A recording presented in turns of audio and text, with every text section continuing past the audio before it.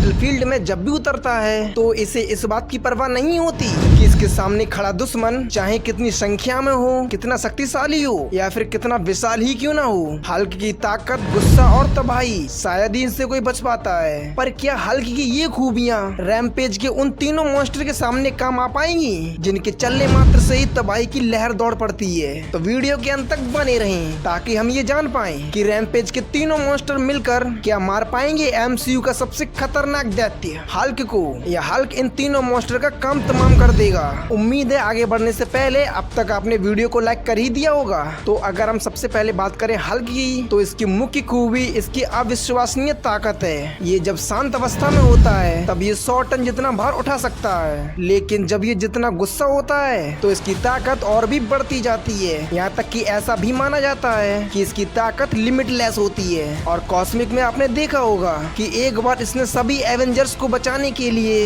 इसने एक माउंटेन को उठा लिया था जिसका भार 100 बिलियन टन से भी ज्यादा भारी था। ठीक इसी प्रकार का उदाहरण हमें एनिमेटेड सीरीज में भी दिखाया गया है जहां हल्क ने पूरे शहर को अपने कंधे पर उठा लिया था। वहीं वो सीन तो कौन भूल सकता है जहां हल्क ने एक ही पंच में विशालकाय लेवियाथन को ढेर कर दिया था। हल्क ताकतवर होने के साथ साथ काफी फुर्तीला और फ्लेक्सिबल है और इसकी रफ्तार तो इतनी है ये किसी को भी चौंका दे। इसके पैरों में इतनी ताकत होती है जिससे वो काफी ऊंचाई तक उछल सकता है। यही वजह है कि इसे धरती से अंतरिक्ष तक पहुंचने में ज्यादा समय नहीं लगता। अगर बात करें हल्क की ड्यूरेबिलिटी की, तो हल्क का गुस्सा उसे और भी ज्यादा ड्यूरेबल बनाता है। ऐसा कम बार ही देखने को मिला है जहां हल्क को मारकर किसी ने उसका भरता बनाया हो। यहाँ तक कि थॉर का हथौड़ा, एबोमिनेशन की ताकत, फेनरिस की वाइट फोर्स और सर्टर की आग हल्क का कुछ नहीं बिगाड़ पाई। बस यही नहीं बल्कि हल्क के पास काफी अच्छी खासी हीलिंग फैक्टर है। अगर किसी वजह से हल्क को कोई चोट पहुंचा भी दे तो वो अपने आप को तुरंत हील कर लेता है। उदाहरण तौर पर आप ऐसे समझें, एक बार विक्टर ने हल्क का लगभग 90% हिस्सा नष्ट कर दिया था। उसके बावजूद भी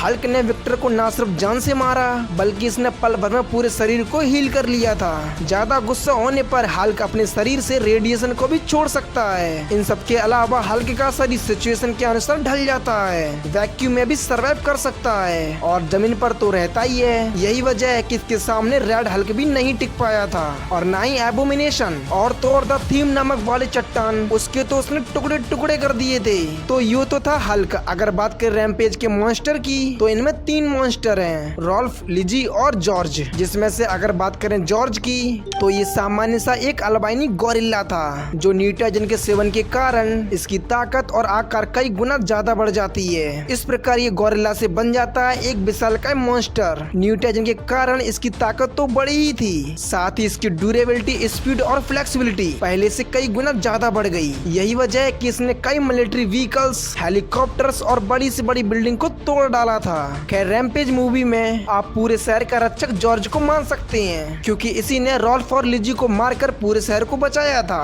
भले ही दोनों ने जॉर्ज से लड़ाई की, जॉर्ज पर लिजी और रॉल्फ द्वारा कई हमले किए जाते हैं, पर इसकी ड्यूरेबिलिटी, फ्लेक्सिबिलिटी, इंटेलिजेंस और स्ट्रेंथ के आगे इसे हर मुसीबत का सामना करने की मदद करती है। अगर बात करें रॉल्फ की, तो ये सामान्य सा भेड़िया था, पर न्यूटाजन के कारण ये भेड़िया एक खूंखार भेड़िया में बदल जाता है। इसकी फुर्ती तो इस हद तक होती है जिसके सामने लिजी और जॉर्ज भी कुछ नहीं, जिसका सबूत हमें तब देखने को मिला जब इसने उड़ते हुए हेलीकॉप्टर्स को ऐसे नष्ट कर दिया था मानो ये कोई खिलौना हो। फुर्तीला होने के साथ साथ इसके पास 2 स्पेशल फीचर्स भी पाए जाते हैं। पहला कि ये कुछ दूरी तक उड़ सकता है और दूसरा इसके पूरे शरीर में नुकीले कांटे लगे होते हैं। अगर बात करें सबसे शक्तिशाली मॉन्स्टर यानी लिजी की, तो ये एक सामान्य सा मगरमच्छ था, पर इसमें न्यूटाजन का उस हद तक असर होता है जिससे वो न सिर्फ पहले से ज्यादा विशाल होता है बल्कि ये रॉल्फ और जॉर्ज से काफी ज्यादा बड़ा हो जाता है। और विशाल ही नहीं, ये काफी ताकतवर भी हो जाता है, इसीलिए वो रॉल्फ और जॉर्ज से एक साथ लड़ पा रहा था। यहाँ तक कि लिजी अकेले ही रॉल्फ और जॉर्ज पर भारी पड़ रहा था। इसके जबड़े में ताकत तो इस हद तक होती है जिसने अपने जबड़े की मदद से एक हेलीकॉप्टर के टुकड़े टुकड़े कर दिए थे।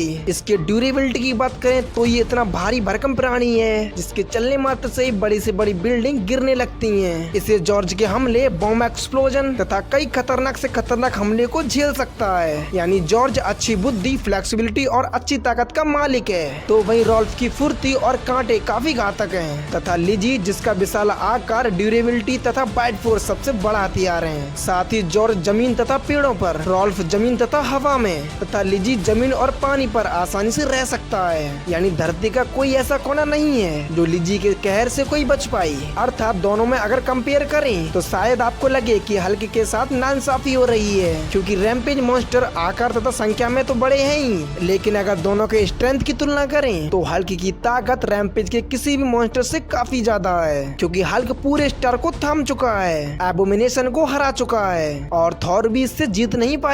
बाकी रैम्पेज के मॉन्स्टर स्ट्रॉन्ग तो हैं, लेकिन हल्क की तरह इन्होंने मुसीबत का सामना नहीं किया।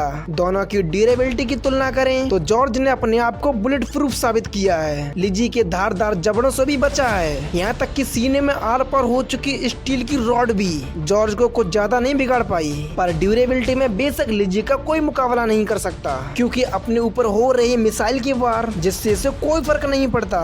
मलेड्री के सभी हथियारों के वार इस पर व्यर्थ जा रहे थे, लेकिन हल्क की ड्यूरेबिलिटी तो अलग ही लेवल की होती है, क्योंकि इसने न्यूक्लियर विस्फोट को भी सर्वाइव किया है। साथ ही इसकी हेलिंग फैक्टर की वजह से ये अवैध बन जाता है। स्पीड तथा फ्लेक्सिबिलिटी के मामले में भी हल्क की कोई सीमा नहीं, यानी ये कहा जा सकता है कि रैम्पेज के मॉन्स्टर अकेले हैं या फिर झुंड में, हल्क इन सबको नानी याद दिला देगा। बाकी आप लोग कमेंट के माध्यम से बता सकते हैं कि इस बैटल में किसकी जीत होगी।